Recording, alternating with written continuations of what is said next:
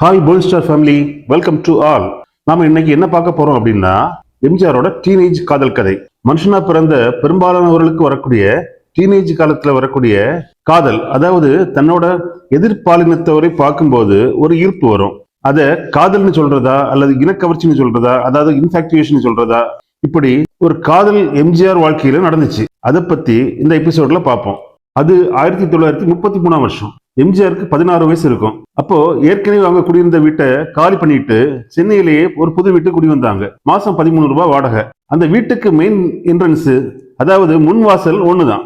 முன்வாசலை தாண்டி உள்ள போனா ரேலி அப்படிங்கிற ஒரு இடம் இருக்கு. ரேலினா என்னன்னா, பழைய காலத்துல வீடுகள்ல கெஸ்ட் யாராவது வீட்டுக்கு வந்தா அவங்க கிட்ட பேசுறதுக்கும் வீட்டுல இருக்கிறவங்க ரெஸ்ட் எடுக்கிறதுக்கும் ஒரு திண்ணை கட்டி வச்சிருப்பாங்கல்ல, அதுதான் ரேலி. இந்த வீட்டை பொறுத்தவரை முன்வாசல் கதவுக்கும் வீட்டு கதவுக்கும் இடையில இந்த ரேலி இருந்துச்சு. இந்த பில்டிங்கை பொறுத்தவரை ரேலிங்கிற போர்ஷன் வந்த உடனேயே 2 குடும்பத்துக்கு வாடகை விட்டுருந்தாங்க. அதுல ஒரு போர்ஷன்ல தான் எம்ஜிஆர், அவரோட அம்மா, அண்ணன் 3 பேரும் குடியிருந்தாங்க. இந்த வீட்டை பொறுத்தவரை 2 வீட்டு குடித்தரக்காரங்களுக்கும் புழங்குறதுக்கு ஒரே ரேலி தான். ரேலியோட ஒரு பக்கத்துல திண்ணை இருக்கும். இப்போ 2 வீட்டோட கதவுடன் அடைச்சிட்டா 8 அடிக்கு 10 அடி அளவுக்குள்ள ஒரு ரூமாக அது மாறிடும். இந்த ரேலியை பத்தி நான் ஏன் இவ்வளவு விரிவா சொல்றேன்னா, இந்த எபிசோட்ல நான் சொல்ல போற விஷயத்துக்கும் ரேலிக்கும் நிறைய தொடர்பு உண்டு. எம்ஜிஆர் இந்த ரேலியில தான் கைத்து கட்டில எடுத்து போட்டுட்டு நைட்ல சாப்பிட்ட அப்புறம் தூங்குறது வழக்கம். எம்ஜிஆர் குடியிருந்த வீட்டு போர்ஷனுக்கு எதிர் போர்ஷன்ல இன்னொரு குடும்பம் இருந்துச்சு. அந்த வீட்டுல ஒரு பொண்ணு இருந்தா. அவளுக்கு ஒரு 13 வயசு இருக்கும். எம்ஜிஆர் அந்த வீட்டுக்கு குடி வந்த மறுநாள் அந்த பொண்ணை பார்த்தாரு. பொண்ணு ரொம்ப அழகா இருந்தா. பொண்ணு அவருக்கு ரொம்ப பிடிச்சிருந்துச்சு. அடிக்கடி பார்க்க ஆரம்பிச்சாரு. ஏன்னா இப்பதான் பக்கத்து போர்ஷன்லயே இவ்வளவு நெருக்கமா ஒரு அழகான பொண்ணை பார்க்கக்கூடிய வாய்ப்பு அவருக்கு கிடைச்சிருக்குது. எம்ஜிஆருக்கு வயசு 16, விடலை பருவம். அழகான பொண்ணு பார்த்தா அடிக்கடி பார்க்க தோணும். அதனால அடிக்கடி பார்க்கறாரு. ஆனா அந்த பொண்ணு ரொம்ப நாளா இவரை கண்டுகிட்டதாவே தெரியல. என்ன, ஏன் இவ கண்டுக்கவே மாட்டேங்கிறா அப்படின்னு எம்ஜிஆர் நினைச்சாரு. தவிர எம்ஜிஆரோட குடும்பத்திரமான ஆக்டிவிட்டிஸ் எல்லாத்தையும் வேடிக்கை பார்த்து ரசிச்சு இருக்கா அந்த பொண்ணு. அவ ஃப்ரெண்ட்ஸ் கிட்ட அதையெல்லாம் சொல்லி ஷேர் பண்ணிட்டு இருந்திருக்கா அப்படிங்கிற விஷயம் எம்ஜிஆர் முன்னாடி தான் தெரிய வந்தது. அப்படி அவங்க எம்ஜிஆரோட ஆக்டிவிட்டிஸை பார்த்து ரசிச்சு சிரிக்கிறதுக்கு என்னதான் காரணம்? அதுக்கு எம்ஜிஆர் என்னதான் பண்ணாரு? அதாவது அவளை பார்த்ததுமே எங்கிருந்து தான் அந்த கர்வம் வருமோ தெரியாது. எம்ஜிஆரோட தலை உடனே நின்றுடும். ஏதாவது ஒரு பாட்டை முனகுவாரு. சத்தம் போட்டு பாட முடியாது. ஏன்னா அவங்க அம்மா காதுல அந்த பாட்டு சத்தம் விழுந்துட்டா, அதை அவங்க அம்மா பார்த்துட்டா அவ்வளவுதான், அடி பண்ட நிமித்துருவாங்க அப்படிங்கிற பயம்தான். சட்டக்காலரை அடிக்கடி அப்படி தூக்கி விட்டுக்குவாரு. ஒவ்வொரு அடி எடுத்து வைக்கும் போதும் இடுப்பை ஒரு ஆட்டு ஆட்டிட்டு 2 காலும் ஒண்ணுக்கு ஒண்ணு பிடிச்சிக்கிற மாதிரி ஸ்டைலா ஒரு நட நடப்பாரு. இதை மற்றவங்க பார்த்தா காலை உதற மாதிரி இருக்கும். உண்மையிலேயே அந்த பொண்ணை பார்த்த உடனேயே கை கால்கள் உதற ஆரம்பிச்சுச்சான்னு அவருக்கு தெரியாது. உதடு பாட்டை முணுமுணுக்க, ஒரு கை தாளம் போட, ஒரு கை அவரோட அட்டென்ஷனை தன்னோட பக்கம் திருப்புறதுக்காக ஒரு சொடக்கு போட்டுட்டே இருக்கும். சில நேரம் அவளோட அட்டென்ஷனை தன் பக்கம் திருப்புறதுக்காக ஒரு பேப்பரை உருண்டையா உருட்டி மற்றவங்க யாரும் பார்க்காத டைம்ல அவ மீது எரிவாரு. அப்படி எல்லா சேட்டைகளும் எம்ஜிஆர் செய்து பார்த்தாரு. ஆனா அந்த பொண்ணுட்டு இருந்து எந்த ரியாக்ஷனுமே இல்லை. எம்ஜிஆர் தன்னோட லவ் பத்தி தன்னோட ஃப்ரெண்ட்ஸ் கிட்ட சொல்லுவாரு. ஆனா இவர் தான் அந்த பொண்ணை லவ் பண்றதா சொல்ல மாட்டாரு. என்ன ஒரு பொண்ணு லவ் பண்றா, நான் ஒதுங்கி ஒதுங்கி போனாலும் என்ன விட மாட்டேங்கிறா, என்ன தொந்தரவு பண்ணாத, நான் பிரம்மச்சரியாவே இருக்க விரும்புறேன் அப்படின்னு எத்தனை தடவை நான் சொல்லி பார்த்துட்டேன். நீங்க என்னை விடாம லவ் பண்ணி தொந்தரவு பண்ணிட்டு இருக்கா, என்னை விட்டுடு அப்படிலாம் சொல்லியாச்சு. அவளை வெறுக்கிற மாதிரியும் நான் பேசி பார்த்தாச்சு. ஆனா அவ விட மாட்டேங்கிறா, மறுபடியும் மறுபடியும் தொந்தரவு பண்ணிட்டே இருக்கா. அவகிட்ட இருந்து என்ன தப்பிக்கிறதுக்கு ஒரு வழியை, ஒரு ஐடியாவை வந்து நீங்க எனக்கு சொல்லுங்க அப்படின்னு சொல்லிட்டு அவங்க ஃப்ரெண்ட்ஸ் கிட்ட கதை விடுவார். அவங்களும் எம்ஜிஆர் சொல்றதை நம்பிட்டாங்க. இதை யார்கிட்டையும் சொல்லாத, இது ரகசியம் அப்படின்னு வேற ஒவ்வொருத்தர்கிட்டையும் சொல்லுவாரு. ஏன்னா தான் ஒரு பொண்ணை காதலிக்கிறதா சொல்றதை விட அவரை ஒரு பொண்ணு விரட்டி விரட்டி காதலிக்கிறதா சொன்னா அவருக்கு ஒரு கெத்து அப்படின்னு அவருக்கு ஒரு நினைப்பு. எம்ஜிஆரோட ஃப்ரெண்ட்ஸ் அவர்கிட்ட ஒவ்வொரு நாளும் ஒவ்வொரு ஐடியா கொடுத்து உசுப்பேத்தி விடுறது வழக்கம். எம்ஜிஆர் ஃப்ரெண்ட்ஸ் சொல்லக்கூடிய ஒவ்வொரு ஐடியாவையும் வீட்டுல போய் ட்ரை பண்ணி பார்ப்பாரு. ஆனா எதுவுமே ஒர்க் அவுட் ஆகல. எம்ஜிஆர் சோர்வடையக்கூடிய நிலைமைக்கு வந்துட்டார். இப்படிப்பட்ட சூழ்நிலையில ஒரு நாள் அந்த பொண்ணு துணிக்கு சோப்பு போட்டுக்கிட்டு இருந்தா. எம்ஜிஆர் அவளை பார்த்துக்கிட்டே முன்னாடி சொன்ன பாணியிலே, அதாவது ஸ்டைலா நடந்து வந்துட்டு இருந்தாரு. அப்போ அவங்க இருந்த ஒரு பாத்திரத்துல கால் தட்டுப்பட்டு அதுக்கு பக்கத்துல சோப்பு போட்டு வச்சிருந்த துணியில உள்ள சோப்பு தண்ணியில எம்ஜிஆர் கால் பட்டு வழுக்கி விழுந்துட்டாரு. உடனே சமாளிச்சு எழுந்து உட்கார்ந்துட்டாரு. ஆனா அந்த பொண்ணு ஐயோ அப்படின்னு கத்திட்டா. உடனே அவ சத்தத்தை கேட்டு எம்ஜிஆரோட அம்மா உட்பட எல்லாரும் வந்து ஓடி வந்துட்டாங்க. இருந்தாலும் எம்ஜிஆருக்கு ஒரு சின்ன சந்தோஷம். ஏன்னா நான் வர்றதை முதல்ல இருந்தே கவனிச்சதுனால தானே நான் விழுந்த உடனே ஐயோ அப்படின்னு சொல்லிட்டு அவ கத்துனா. சோ அவ பக்கமும் கிரீன் சிக்னல் இருக்குது அப்படின்னு எம்ஜிஆர் முதல்ல ஒரு நம்பிக்கை வந்தது. அதனால அவரோட காதல் முயற்சியில அடுத்த அடி எடுத்து வைக்கலாம் அப்படின்னு ஒரு அடுத்த பிளான் போட ஆரம்பிச்சாரு. அதாவது நைட் சாப்பிட்டு முடிச்சுட்டு இலையை போட அவ எப்படியும் வெளியே வருவா. அப்போ ஒரு தடவையாவது அவகிட்ட பேசிடணும். ஆனா யாராவது பார்த்துட்டா என்ன செய்யறது? பார்த்தா என்ன, எப்படியும் பேசிடணும் அப்படின்னு சொல்லிட்டு காதல் மயக்கத்துல எம்ஜிஆர் இருந்தாரு. 2-3 நாள் அவ இலையை போட வர டைம்ல எம்ஜிஆர் நோட் பண்ணாரு. ஒரு நாள் 7 மணிக்கும் ஒரு நாள் 8 மணிக்கும் வருவா. குறிப்பிட்ட நேரத்துக்கு அப்படின்னு கிடையாது. சில நேரம் எம்ஜிஆர் படுத்த பிறகு கட்டிலுக்கு பக்கத்துல யாராவது ஒரு ஆள் திண்ணையில படுத்திருப்பாங்க. அந்த டைம்ல வருவா. அப்போ அவகிட்ட வந்து எம்ஜிஆர் பேச முடியாது. ஆனா காதலிக்கிறாளா இல்லையா அப்படிங்கிறத பத்தி எப்படியும் தெரிஞ்சிடணும் அப்படின்னு சொல்லிட்டு முடிவோட நைட்டு 7 மணிக்கே போய் படுத்துடணும் அப்படின்னு சொல்லிட்டு முடிவு பண்ணாரு. அப்படி ஒரு நாள் எம்ஜிஆர் 7 மணிக்கெல்லாம் கட்டில போட்டு ரேடியோல படுத்துட்டாரு. ஏன்டா இவ்வளவு சீக்கிரமாவே படுக்கிற அப்படின்னு சொன்னாங்க அவங்க அம்மா. தலை வலிக்குது அப்படின்னு எம்ஜிஆர் சொல்லி காரணம் சொல்லியாச்சு. அவ வர்ற நேரம் வந்துச்சு. வந்தா அவ சிரிச்சுட்டே வந்து வெளியே இலைய போட போனா. திருப்பி வரும்போது நம்ம எப்படியாவது இந்த விஷயத்த சொல்லிடணும் அப்படின்னு நினைச்சிட்டே இருந்தாலும் பயத்துல உடம்பெல்லாம் நடுக்க ஆரம்பிச்சு. அவ திரும்பி வர ஆரம்பிச்சா. எப்படியும் கையை பிடிச்சு நிறுத்தியாவது காதலை எப்படியும் சொல்லிடணும் அப்படிங்கிற முடிவோட இருக்கும்போது அவ வெளியில இருந்து வாசல்ல கால் வச்சிருப்பா. எம்ஜிஆர் கட்டில இருந்து எழும்ப போகும்போது எம்ஜிஆரோட தோளை தட்டி, ஏண்டா எழும்புற, இந்த அமிர்தாஞ்சனத்தை போட்டுட்டு நல்லா கண்ணை மூடிட்டு படுத்து தூங்கு அப்படின்னு சொல்லிட்டு அவங்க அம்மா சொன்னாங்க. நல்ல வேலை தப்பிச்சிட்டேன் அப்படின்னு சொல்லிட்டு அவ கையை பிடிச்சிருந்தா, இப்போ அதை அம்மா பார்த்திருந்தா நினைச்சாலே உடம்பு எம்ஜிஆர் நடுங்க ஆரம்பிச்சு. ஆனா அந்த பொண்ணும் எம்ஜிஆர் அம்மாவை பின்னால் போனதும் திரும்பி பார்த்து ஒரு சிரிப்பு சிரிச்சுட்டு போனா. அதுக்கு பதிலாக சிரிக்க கூட முடியாத நிலைமையில எம்ஜிஆர் இருந்தாரு. அம்மா சொன்னது போல கண்ணை மூடிட்டு படுத்துட்டாரு. எவ்வளவு நேரம் தூங்காம இருந்தாலும் இன்னைக்கு அவ வெளியே வரப்போறது இல்லை. அதனால மறுநாள் ராத்திரி 7 மணி எப்போ வரும் அப்படின்னு சொல்லிட்டு காதல் மயக்கத்துல ஏங்கிக்கிட்டே இருந்தார் எம்ஜிஆர். மறுநாள் 7 மணிக்கு நைட்ல சாப்பிட்டுட்டு கட்டில போட்டு படுத்துட்டார். கொஞ்ச நேரத்திலேயே அந்த பொண்ணும் இலையை போட வந்தா. இலையை போட்டுட்டு வீட்டுக்குள்ள வரும்போது எம்ஜிஆர் அவளோட கையை பிடிச்சி அவரோட காதலை சொல்லிட்டாரு. அவளும் பதிலுக்கு சொல்லிட்டு, அதாவது தன்னோட சம்மதத்தை சொல்லிட்டு சிரிச்சுட்டே வீட்டுக்கு ஓடிட்டான். நைட்டு முழுசும் தூக்கமே வராம காதல் மயக்கத்துல இருந்த எம்ஜிஆர் எப்ப விடியும் எப்ப ஃப்ரெண்ட்ஸ் கிட்ட சொல்லலாம் அப்படின்னு இருந்தார். காலையில ஃப்ரெண்ட்ஸை பார்த்த உடனே எம்ஜிஆர்கிட்ட ஒருத்தன், என்ன ஓகேவா, சக்சஸா அப்படின்னு கேட்டான். எம்ஜிஆர் ஆமா அப்படின்னு தலையாட்டினார். ஏண்டா அவதானே உன்னை தொந்தரவு பண்றதா சொன்ன, எங்க யோசனைப்படி நீ நடந்துகிட்டா, நீ தானே அவ பின்னாலே சுத்துற அப்படின்னு ஒருத்தன் கேட்டான்.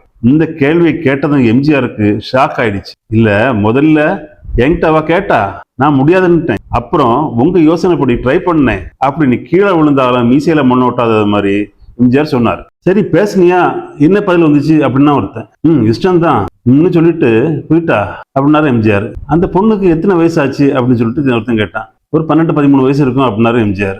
எம்ஜிஆரோட மூத்த ஃப்ரெண்டு ஒருத்தர் அதுல இருந்தாரு. அவரு, இவனுக்கு வயசு 16, அவளுக்கு வயசு 12, இவங்களுக்குள்ள காதலாம் பிஞ்சிலே படிச்சிச்சு அப்படின்னு சொல்லிட்டு கிண்டல் அடிச்சாரு. இதை பார்த்து எல்லாரும் சிரிச்சாங்க. இதை பார்த்து எம்ஜிஆருக்கு ஒரு அவமானமா போச்சு. சும்மா இருந்த என்ன உசுப்பேத்தி விட்டுட்டு இந்த மாதிரி விஷயங்களை நடக்க வச்சுட்டு இப்படி கிண்டல் அடிக்கிறாங்களே அப்படின்னு சொல்லிட்டு எம்ஜிஆருக்கு ஒரே அவமானம். அந்த சங்கடத்திலேயே அந்த இடத்த விட்டே போயிட்டாரு. இந்த சம்பவம் நடந்து 4-5 மாசத்துக்கு அப்புறம் ஒரு நாள் எம்ஜிஆர் வீட்டுக்கு போகும்போது ஒரே கூட்டமா திருவிழா கோலமா இருந்துச்சு. ஏன் அப்படின்னு விசாரிக்கும் போது அந்த பொண்ணு வயசுக்கு வந்துட்டா அப்படின்னு சொன்னாங்க. அதுக்கப்புறம் கொஞ்ச நாள் எம்ஜிஆர் அந்த பொண்ணுகிட்ட பேசவே இல்லை. ஒரு நாள் எம்ஜிஆர் ஃப்ரெண்ட்ஸ் கிட்ட பேசிட்டு இருக்கும்போது ஒருத்தன் கேட்டான், அந்த பொண்ணு இப்ப லவ் பண்றாளா, இப்போ அந்த லவ் என்ன ஸ்டேஜ்ல இருக்கு அப்படின்னு கேட்டேன். நான் அந்த பொண்ணை இப்ப பாக்குறதே இல்லை அப்படின்னாரு எம்ஜிஆர். எப்ப பார்த்து லவ் பண்ண கூடாதோ அப்ப லவ் பண்ணுவேன், வயசுக்கு வந்ததுக்கு அப்புறம் தான் லவ் பண்ணணும், அப்போ லவ் பண்ணாம சும்மா இருப்ப அப்படின்னு சொல்லி கிண்டல் அடிச்சாங்க. ஃப்ரெண்ட்ஸ் சொல்றதுலயும் ஒரு நியாயம் இருக்கு அப்படின்னு எம்ஜிஆர் மறுபடியும் அந்த பொண்ணை பார்க்க ஆரம்பிச்சார். ஒரு நாள் அந்த பொண்ணு பைப்பில் தண்ணி எடுக்க வந்தா. அதை பார்த்த எம்ஜிஆர் அவளை தன் பக்கம் திருப்புறதுக்காக ஒரு லவ் சாங்க பாடினார். ஒரு பாடின அந்த பாட்டு அவளுக்கு கேட்டதோ கேட்கலையோ அவரை திரும்பி பார்க்கவே இல்லை. அதனால எம்ஜிஆர் மறுபடியும் அந்த பாட்டை ரொம்ப சவுண்டா பாட ஆரம்பிச்சாரு. எம்ஜிஆர் பாடுறதை கேட்ட அந்த பொண்ணு அவர் பார்த்து ஒரு புன்னகையோட ஒரு சிரிப்பு சிரிச்சா. அது எம்ஜிஆருக்கு ரொம்ப சந்தோஷமா இருக்காரு. அந்த பாட்டை மறுபடியும் பாடினாரு.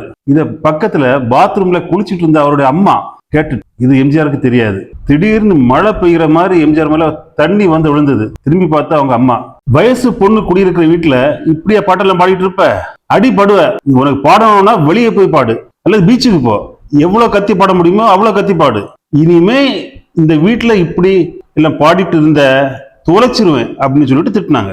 அம்மா இப்படி திட்டுறத அந்த பொண்ணு கேட்டுட்டு இருப்பாளோ அப்படின்னு சொல்லிட்டு எம்ஜிஆர் திரும்பி பார்த்தா அவ எப்பவோ அந்த இடத்தை விட்டு போயிருந்தா. ஒரு நாள் எம்ஜிஆரோட ஃப்ரெண்டு, இப்போ உன்னோட லவ் என்ன ஆச்சு அப்படின்னு கேட்டார். நானும் எப்படியாவது அவளை பார்த்து பேசிடலாம் அப்படின்னு நினைச்சிருக்கேன், ஆனா அது முடியவே மாட்டேங்குது, என்ன செய்யணும் அப்படிங்கிறது தெரியல அப்படின்னாரு. நீ பேசணும்னு நினைக்கிறது அது அவளுக்கு எப்படி தெரியும், நீ ஒரு லெட்டர்ல எழுதி அவகிட்ட கொடு, அப்பதான் உன் மனசுல இருக்கக்கூடியது அவளுக்கு தெரியும் அப்படின்னாரு. அதுவும் சரிதான் அப்படின்னு சொல்லிட்டு எம்ஜிஆருக்கு பட்டது. எம்ஜிஆருக்கு இருந்தாலும் ஒரு சின்ன பயம், அந்த லெட்டரை வேற யார் கண்ணிலையாவது பட்டுச்சா என்ன பண்றது அப்படின்னு யோசிச்சு ஒரு நியூஸ் பேப்பரை எடுத்து இதுல ஒரு ஓரத்தை கிழிச்சு அதுல நாம நேரடியா சந்திச்சு பேசணும், முடியுமா, எப்போது, எங்கு அப்படின்னு மட்டும் எழுதி அந்த பொண்ணுகிட்ட லெட்டரை கொடுத்தாரு. அந்த பொண்ணு அந்த லெட்டரை வாங்காமலே ஓடிடுச்சு. அடுத்த தடவை அந்த பொண்ணு அந்த பக்கம் வரும்போது அவளோட கையை பிடிச்சி லெட்டரை கைக்குள்ள திணிச்சிட்டாரு. அந்த பொண்ணு நடுங்கிட்டா. அந்த பொண்ணு லெட்டரை கொண்டு திரும்பி பார்க்காமலே ஓடிட்டா. அதுக்கப்புறம் எம்ஜிஆர் கண்ணில் அந்த பொண்ணு படவே இல்லை. ஒரு நாள் எம்ஜிஆர் அந்த பொண்ணுகிட்ட, நான் தந்த அந்த லெட்டருக்கு நீ எந்த பதிலுமே சொல்லலையே, என்ன ஆச்சு அப்படின்னு கேட்டாரு. அந்த பொண்ணு அப்பவும் ஒரு பதிலும் சொல்லாம அப்படியே போயிட்டா. ஒரு நாள் எம்ஜிஆர் ஆசையோடு எதிர்பார்த்த அந்த நாளும் வந்துச்சு. அந்த பொண்ணோட அம்மாவும் அப்பாவும் ஒரு கல்யாண வீட்டுக்கு சொந்த ஊருக்கு போக வேண்டிய சூழ்நிலை இருந்ததுனால அந்த பொண்ணை அவங்க அம்மா கிட்ட ஒப்படைச்சிட்டு, நாங்க வர்றதை வர இங்க பொண்ணை நீங்க பாத்துங்க அப்படின்னு சொல்லிட்டு போயிட்டாங்க. இந்த சந்தர்ப்பத்தை பயன்படுத்தி அந்த பொண்ணுகிட்ட எப்படியாவது பேசிடணும் அப்படின்னு எம்ஜிஆர் நினைச்சிட்டு இருந்தாரு. அப்படி நினைச்சிட்டு அந்த கட்டில அவர் படுத்திருந்தார். சத்யபாமாவும் அந்த பொண்ணும் ஹால்ல, சென்ட்ரல் ஹால்ல ஒரு இடத்துல படுத்திருந்தாங்க. எம்ஜிஆருக்கு தூக்கமே வரல. நேரடியாக அவகிட்ட போய் மெதுவா அவளை எழுப்பி கேட்டுருவோமா, அது அம்மா பார்த்துட்டா என்ன செய்யறது அப்படிங்கிற பயம் வேற. அதனால அந்த பிளானை விட்டுட்டாரு எம்ஜிஆர். ஆனா அவ எப்படியும் வருவா அப்படின்னு அவரோட உள் மனசு சொல்லிட்டே இருந்துச்சு. அவர் நினைச்சது மாதிரியே நைட்டு 2 மணிக்கெல்லாம் அந்த பொண்ணு எம்ஜிஆர் ரூமுக்கே வந்துட்டா. உடனே எம்ஜிஆர் கட்டில விட்டு எழும்பி அவளோட கையை பிடிக்க பார்த்தாரு. ஆனா அவ கையை விடுக்குன்னு எடுத்துட்டா. கையை தொடாதீங்க அப்படின்னா. உடனே எம்ஜிஆர், அப்ப நீங்க எதுக்காக இங்க வந்த அப்படின்னு கேட்டார். அதுக்காகவா, நீங்க என்ன கல்யாணம் பண்ணிக்க போறீங்களா அப்படின்னா. இந்த கேள்விய அந்த நேரத்தில் எம்ஜிஆர் எதிர்பார்க்கல. நீங்க வேற ஜாதி, நான் வேற ஜாதி, நீங்க மலையாளி, நான் தமிழ், இந்த சூழ்நிலையில எப்படி நம்மளோட கல்யாணம் நடக்கும் அப்படின்னா. அப்படி பேசிட்டு இருக்கும் போதே தண்ணீர் பைப்பு திறக்கக்கூடிய சத்தம் கேட்டது. சத்தம் கேட்ட உடனே எம்ஜிஆர் பயந்து நடுங்கிட்டாரு. ஒருவேளை அம்மாவா இருக்குமோ அப்படின்னு ஒரு பயம்தான். அதுக்கு அந்த பொண்ணு, ஒன்றும் நடுங்காதீங்க, இது உங்க அம்மா இல்ல, என்னோட ஃப்ரெண்டு அக்கா தான், அவங்க தான் என்ன இங்க அனுப்பி வச்சாங்க, அவங்களுக்கு நம்ம விஷயங்கள் எல்லாமே தெரியும் அப்படின்னு சொல்லிட்டு அப்புறம் கொஞ்ச நேரம் பேசிட்டு இருந்தாங்க. கடைசியில உங்களை கல்யாணம் பண்ணிட்டு வாய்ப்பு எனக்கு கிடைச்சா எனக்கு சந்தோஷம்தான், ஆனா அது பிராக்டிக்கலா நடக்கக்கூடிய காரியம் இல்லை அப்படின்னு சொல்லிட்டு அங்கிருந்து போயிட்டாங்க. எம்ஜிஆருக்கு மனசுக்கு ரொம்பவே கஷ்டமாயிடுச்சு. எப்போ தூங்கினாரு அப்படின்னு சொல்லிட்டு அவருக்கே தெரியாது. மறுநாள் காலையில தன்னோட அம்மாவுக்கு நேற்று நடந்த விஷயங்கள் தெரியுமா அப்படின்னு சொல்லிட்டு பார்த்தாரு. ஆனா அம்மாவோட முகத்துல எந்த ரியாக்ஷனுமே இல்லை. அதனால அவருக்கு கொஞ்சம் மனசுக்கு நிம்மதி. அடுத்த நாள் காலையிலே அவர் அண்ணன் சக்கரமணியோட டிராமா கம்பெனிக்கே போயிட்டாரு. ரொம்ப நாள் அவரு வீட்டுக்கு வராமலே டிராமா கம்பெனிலேயே தங்கிட்டாரு. ரொம்ப நாள் கழிச்சு எம்ஜிஆர் வீட்டுக்கு வந்தாரு. அப்ப வீட்டுல ஒரே மயான அமைதி. அந்த பொண்ணு அழுதுகிட்டே இருந்தா. ஏதோ ஒரு பிரச்சனை தான் நடக்குது அப்படின்னு சொல்லிட்டு எம்ஜிஆருக்கு தெரிஞ்சு போச்சு. அன்னைக்கு ராத்திரி 2 மணிக்கு அந்த பொண்ணை எழுப்பி எம்ஜிஆர் ரூமுக்கு அனுப்பி விட்டாங்களா அந்த அக்கா, அந்த ஃப்ரெண்ட் அக்கா, அவங்களோட புருஷன்கிட்ட அந்த அக்கா எல்லா விஷயத்தையும் சொல்லிட்டாங்க. புருஷன் எம்ஜிஆரோட லவ்வரோட அண்ணன்கிட்ட ஒண்ணு விடாம ஒப்பிச்சிட்டாரு. அதை கேட்ட அவங்க அண்ணன் அதை அவங்க அம்மா கிட்ட சொல்லிட்டாரு. இதை கேட்ட அந்த பொண்ணோட அம்மாவுக்கு பயங்கர கோபம். உடனே அவங்க எம்ஜிஆரோட அம்மா கிட்ட, உங்களை நம்பித்தானே என் பொண்ணை ஒப்படைச்சிட்டு போனேன், என் பொண்ணை பார்த்த லட்சணம் இதானா, நம்பி ஒப்படைச்சதுக்கு இப்படி துரோகம் பண்ணிட்டீங்களே அப்படின்னு கண்ட மணி திட்ட ஆரம்பிச்சிட்டாங்க. இதையெல்லாம் எம்ஜிஆர் கேட்டுட்டே இருந்தாரு. அந்த பொண்ணு வேற 2 நாளா சாப்பிடவே இல்லை.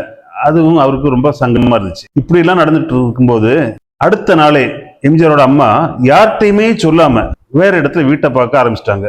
வீட்டை பார்க்க ஆரம்பிச்சு வீட்டுக்கு அட்வான்ஸும் கொடுத்துட்டாங்க. இதை கேள்விப்பட்ட எம்ஜிஆர் மனம் நொந்து கட்டில அப்படியே படுத்திருந்தாரு. அப்போ அந்த வழியா அந்த பொண்ணு வந்து ஒரு பேப்பர் உருண்டைய எம்ஜிஆர் மேல எரிஞ்சிட்டு போச்சு. அதுல, நீங்க ஏதோ தப்பு செய்யாதவர் போலையும், என்கிட்ட இருந்து உங்களை காப்பாத்துறதுக்காக வேற வீட்டுக்கு நீங்க குடி போறது போலையும், மற்றவங்களை நம்ப வைக்கிறதுக்காக உங்க அம்மா முடிவு பண்ணிட்டாங்க. நீங்க எப்படியும் வாய் திறக்க போறதே இல்லை, இது எனக்கு நல்லா தெரியும். ஏன்னா வாயை திறந்தா உங்க அம்மாவுக்கு அவமானம். அதனால நீங்க வாய் திறக்க போறது இல்லை. உங்க அம்மா மானத்தை நீங்க காப்பாத்துங்க, உங்க மானத்தை உங்க அம்மா காப்பாத்தட்டும். நான் எக்கேடு கிட்டாவது போறேன், அப்படின்னு எழுதியிருந்தது. லெட்டரை படிச்ச எம்ஜிஆருக்கு மனசு ரொம்ப கஷ்டமா போச்சு. அந்த பொண்ணு மட்டும் சம்மதிச்சா அந்த பொண்ணை இப்பவே கல்யாணம் பண்ணிக்க ரெடியா வந்து எம்ஜிஆர் இருந்ததா சொல்றாரு. எம்ஜிஆர் அந்த லெட்டருக்கு ஒரு 10 லெட்டர் எழுதி ஒரு உருண்டையை உருட்டி அதை அவள்கிட்ட எரிஞ்சாரு. அதுல தான் இப்ப குடி போகக்கூடிய வீட்டோட அட்ரஸையும் அந்த வீட்டுக்கு பக்கத்துல இருக்கக்கூடிய ஒரு பெட்டி கடையோட அட்ரஸையும் எழுதியிருந்தாரு. ஏன்னா ஏதாவது ஒரு பிரச்சனை வந்துச்சுன்னா வந்து தன்னை கான்டாக்ட் பண்றதுக்காக அந்த அட்ரஸை அவரும் எழுதியிருந்தாரு. கல்யாணத்தை பத்தி இதுவரை யோசிக்காத எம்ஜிஆர் அன்னைக்கு தான் அந்த பொண்ணை கல்யாணம் பண்ணிக்கலாம் அப்படின்னு சொல்லிட்டு தீர்மானிச்சார். எம்ஜிஆரோட அம்மா எம்ஜிஆரை கூட்டிட்டு புது வீட்டுக்கு வந்துட்டாங்க. ஆனா புது வீட்டுக்கு வந்தாலும் வந்து எம்ஜிஆருக்கு அந்த பொண்ணோட நினைப்பு இருந்துட்டே இருந்துச்சு. இதனால புது வீட்டுல இருந்தாலும் பொண்ணோட வீட்டுல வந்து என்ன நடக்குது அப்படின்னு தெரிஞ்சதுக்காக அவரோட ஃப்ரெண்டு மூலமா எல்லா விஷயங்களும் தெரிஞ்சுட்டு இருந்தாரு. இப்படி நாட்கள் போயிட்டே இருந்துச்சு. 4-5 மாசத்துக்கு பிறகு ஒரு நாள் வந்து அப்படி விசாரிக்கும் போது அந்த பொண்ணுக்கு வேற கல்யாணம் ஆயிட்டு அப்படின்னு எம்ஜிஆர் தெரிஞ்சுக்கிட்டார். மனசுக்கு ரொம்ப கஷ்டமா இருந்தாலும் சரி, அந்த பொண்ணு எங்கிருந்தாலும் வாழ்க, எங்கிருந்தாலும் நல்லா இருக்கட்டும் அப்படின்னு மனசார வாழ்த்திட்டு எம்ஜிஆர் இருந்தார். இதுதான் எம்ஜிஆரோட இளமை காதல், அதாவது 10 பருவ காதல் அல்லது முதல் காதல் எப்படின்னு நம்ம சொல்லிக்கலாம். நன்றி, வணக்கம். ஹாய் வியூவர்ஸ், இந்த வீடியோவை ஃபுல்லாக பாருங்க. இந்த வீடியோ உங்களுக்கு பிடிச்சிருந்தா மட்டும் சப்ஸ்கிரைப் பண்ணுங்க, பக்கத்தில் இருக்க பெல் ஐக்கானை கிளிக் பண்ணுங்க.